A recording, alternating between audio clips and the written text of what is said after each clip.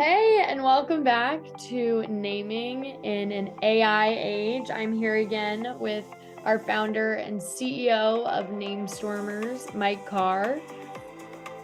It's going to be a good episode. We've got some pretty basic but integral to our creative process topics on deck for this episode. We're just gonna get right into it if you don't mind, Mike. You bet. So, just when thinking about the creative process and a client's come to you, they've given you their project, kind of their thoughts on what the name needs to be. How does your team kind of approach presenting either an individual name or a round of names? You want to speak to that a little bit? Right. So this is absolutely a sales pitch, right? And so the more energy, the more excitement, the more context, the more window dressing you can wrap around the name, the better. I mean, a new name is like this fragile little baby. And they're so fragile and they're so easy to break and drop. And once they crack, it's hard to fix them. And so there's no story behind a new name. There's no context. There's no familiarity. They're just tough to get any traction. So we try when we present a name, and what we'd always recommend anybody do is, put a tagline next to it, right? And hopefully a tagline that helps that name, come alive. Yeah. So Nike's tagline, just do it. It sort of gives you some context that then, oh, okay, well, tell me a little bit more about Nike. Just do it. That sounds interesting, right? There's some energy there. There's a call to action. Those types of things really help. And then maybe some rationale, right? Like, here's the story. And today in particular, and we talk about an AI world and where everything's going. We think story is only going to become more and more important, Yeah. right? It's what's the context? How does that name come alive? And it can be, something that's really authentic in terms of, well, this name comes from a particular historical term that's relevant to the project and the product or the persona or the brand archetype, or it can be a little bit fiction, right? It's like based on a true story, but you take some liberties, but it's crafting something that's relevant to the audience and that sort of differentiates that name from certainly the competitive set, while staying very true to what the client told us in terms of their positioning, their branding, what they want to hang their hat on in terms of a sustainable key differentiator. All those kinds of things we take into account in pitching and presenting these names. That makes a ton of sense. Just thinking about the importance that's been seen in research done around my generation, Gen Z, the importance of the personality, at least within B2C companies, has been so prevalent in where we're willing to put our money, etc. So the context and story around, especially companies staying true to the story around a name, is so important. So how do some of these client preferences affect the presentation of names when you're working with one client to the next while still staying true to that like name storming process? Right. So I think the key to a successful name, and this can be you guys doing it yourselves, it can be an agency that's doing it for a client. It's the questions you ask, right? If you ask questions intentionally and mindfully that really are going to help inform that process, it just makes a huge difference. And so, like, one of the things we like to ask is, what names do you like?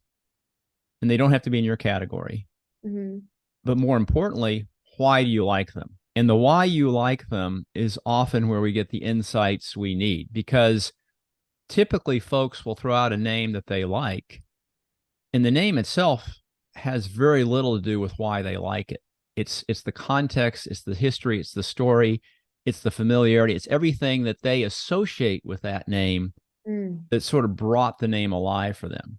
And so hearing that helps us understand, well, they want a more coined, made up name, because those tend to be the names that they think are going to work the best for them, listening to the rationale.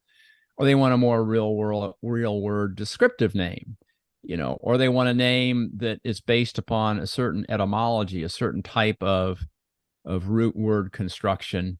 because it's a global name and it needs to work well in the EU. And most of the EU countries, their languages are Romance languages, which are sort of coming from the Greek and the Latin of old. And so names that build Latin and Greek or built from Latin and Greek roots often work well. Whereas if they say, well, yeah, but we also need it to work for our Asia Pacific region, well, that's a totally different animal, right? The Latin and Greek works aren't going to necessarily resonate with that audience. So those are some of the things that I think help in having that conversation with the client.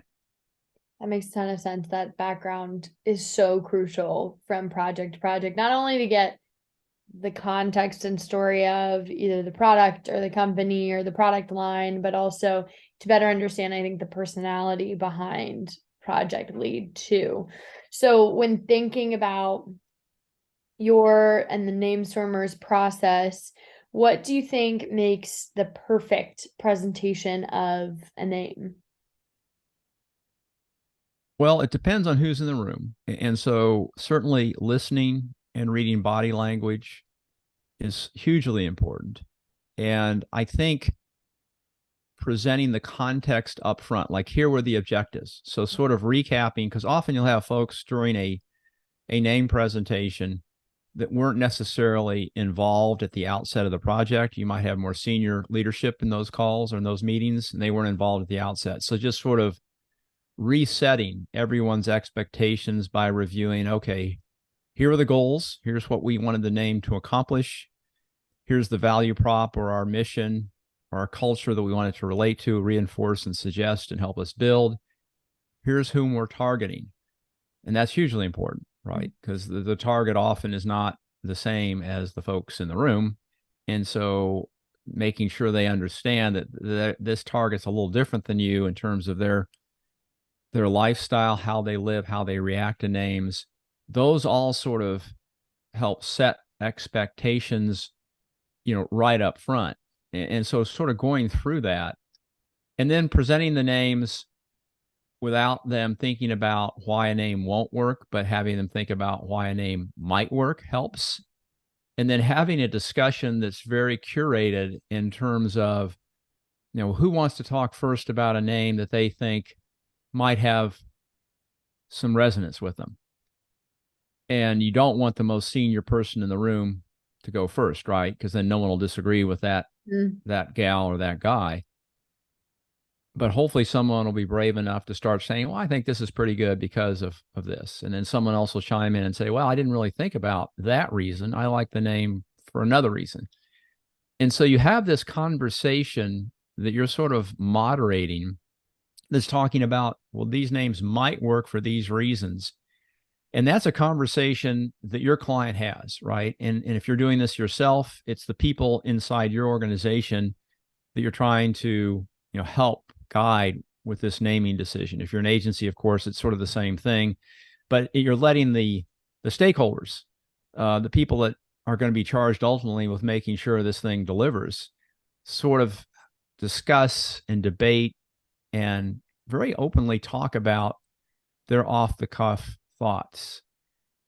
And then saying, great, we get a lot of great super insight. Now put this down, come back to it tomorrow or later today, and drop all those names that we talked about in different contexts, right? Like how does this name work in conversation if you don't see it? How does this name work on package or on a digital screen, whatever that context is? How would it work on a specification sheet if that's appropriate? How does it work on a trade show booth? When you start thinking about the name in a little bit more deeper way, often certain names will bubble to the top and others might drop down a little bit. The challenge there is not to overthink, right? It's very easy to start overthinking and not really mimicking. Most people don't think about a name at all. And when they do think about a name, it's usually pretty short-lived. And it's typically not in the context of, why won't this name work? It's just like, well, do I like this name? And so those are some of the things that we'd suggest. Yeah. And just to give listeners some context, when we're talking about presentations and different rounds that we're doing, there are usually, my 15 to 20 names that we're giving per round. And so talking through and elaborating on, and I think it's so important, you've talked about this before, making sure that they don't get presentation fatigue when we're talking to them. And so differentiating each name and talking about putting specific bullet points that are still very readable and skimmable for those on the calls, just so they're able to differentiate in their minds, or we're able to light off a couple of light bulbs for them as to why a name might stand out or really might work, but maybe one that they wouldn't have thought about. Those are all points that you've brought up before that I think are really important in just the presentation perspective, and then also creative development, understanding the repetitive process can be exhausting, but you have to find ways to kind of pivot or make things interesting here and there. Yeah, I think a couple points, Adelaide, that you brought up that I haven't mentioned yet is the ideal number of people in one of these meetings is 6 to 8. Yeah. That's a large enough group that you have a really dynamic interchange often, but it's not so large that people don't get a chance to express their opinion.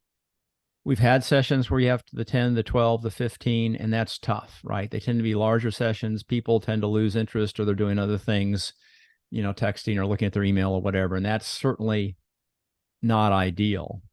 And then the number of names, we've over the years tried everything from 6 to 500.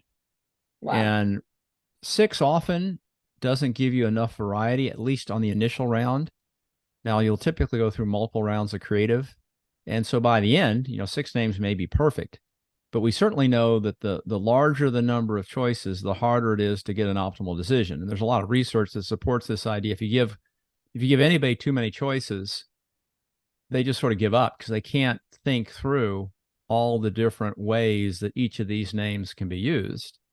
On the other hand, especially at the outset of a project, you want to give them a full menu of choices, because then they can start contrasting different styles and types of names that are a little bit edgier, that sort of push the envelope of comfort a little bit more than others, names that are more emotionally engaging versus more analytical. Different, full range of choices is usually very helpful. But so 15 to 20 is sort of the sweet spot that we've landed on after doing a lot of these projects with clients. It could certainly be a few less or a few more, but I would hesitate to recommend that anyone present 25, 30 or more names at one time and expect to get the kind of thoughtful, insightful comments back. It just tends to be overwhelming. And you can often sense this when you're doing this in a meeting.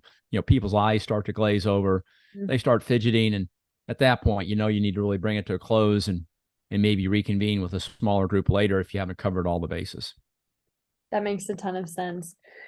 When you're taking a bit of a look more internally, you do a lot of work with freelancers. You have some part-time, some full-time employees. It's been you and your partner Kay who have really spearheaded a lot of this full-time work. How do you navigate leveraging different team member strengths from round to round and making sure that you're putting forth the best effort, best energy for a client from the creative perspective? Great question. We have a core set of folks that we like to use on every project that are really, really good at coming up with weird ideas. And, there's no such thing as a bad name initially, because you rarely get to the great names directly, right? It's usually a circuitous path. And so if you start with things that seem ridiculous or crazy, that often gets you thinking about, well, that's too far out, or that's too weirdo, but here's something sort of different enough, but still retains why you maybe like that name, or why that name caught your eye. So that process is hugely important. So you don't want anybody to be defensive. You want to see sort of a brain dump, and then it's a question of refinement and iteration, and then screening for legal availability at some point. Of course, a lot of the best ideas are going to be unavailable. And we think it's a total waste of time to present names to an audience if you haven't done some initial vetting. I mean, you can go to the USPTO site and do a quick and dirty search, and that's great. It's not as good as what we recommend you do. We try to take a much more thorough look, but just that helps. Just doing a search on the internet helps, right? What's out there already, Is there anything identical? Is it in the confusingly similar space? Just some of those things I think really help inform everybody and take some things off the table. And then when we bring in freelancers or outsiders, they typically are expert in that space. If we're naming a B2B product where there's a technology or a sophistication involved, having some people that are in that space often helps. Just depends on the project. That makes a ton of sense. Well, thanks for sharing all these insights. This has been a super fun conversation. If you're listening, join us next week as we talk more about kind of this naming styles and how you can leverage some AI in developing different styles of names. Thanks so much. Talk to you next week, Mike. Bye-bye.